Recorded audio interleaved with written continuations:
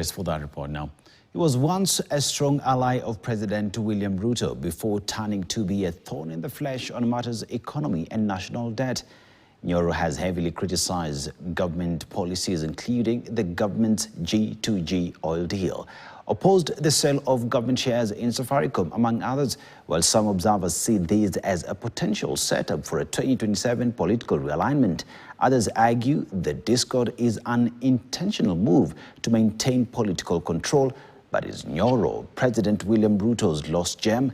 KTN's political affairs reporter Daniel Kariuki reports.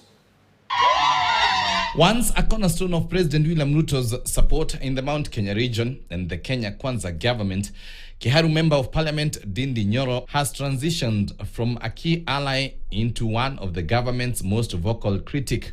The Kiharu MP, who once chaired the powerful National Assembly Budget and Appropriation Committee, a position he was removed, has in the last few months turned to defending Kenyans from the unbearable weight of taxation, fuel increments, economy and public debts, signifying a major severe rift between the two, driven by policy disagreements. Nyoro has heavily criticized the government's government-to-government oil deal, accusing it of being a profit machine for a few individuals rather than helping Kenyans amidst rising fuel prices. That for them, they would rather make profits from their G2G arrangements and illegal businesses, but Kenyans to shoulder the burden and the cry. The second-term legislator also slammed the government's plan to sell its stake in Safaricom, terming it a rip-off. Recently, Nyoro faulted the government for what he termed as deliberate misrepresentation of public borrowing, claiming the International Monetary Fund (IMF) and the World Bank had affirmed concerns long raised by Kenyans over the treatment of securitized funds. The World Bank and the IMF told them that the money they purport to have securitized from fuel levy, they told them that that is an illegality. Nyoro has gone all out to hit President Ruto, accusing him of benefiting from all this. Political pundits now say Ndindi Nyoro could be President Ruto's headache on economy and public debts.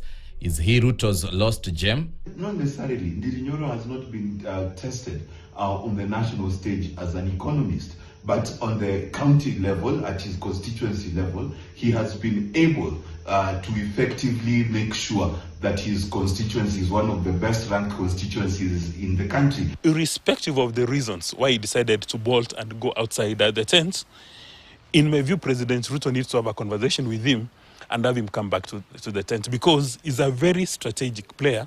What could Ndindi Nyoro be up to?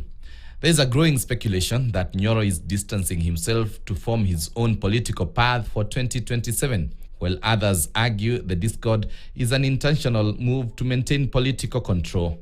It would be very nice for Mr. Ndindi Nyoro to give to Kenyans, or to do Kenyans a favor, tell us when he experienced the Damascus moment. We've not seen him on top of cars campaigning. We've not seen him join the other opposition leaders in terms of running for opposition. So he's playing his cards close to his chest. I'd always looked up to Nyoro as a young man who could grow and become, a politician who could, pull some traction and represent something. Will Nyoro manage to capture the hearts of Kenyans through his independent stance? Daniel Kariuki, KTN. Questions there. Only time will tell, because politics as we know it, no enemy is permanent. We take a short commercial break. When you come back, your favorite segment, that is Health Digest. Don't go too far.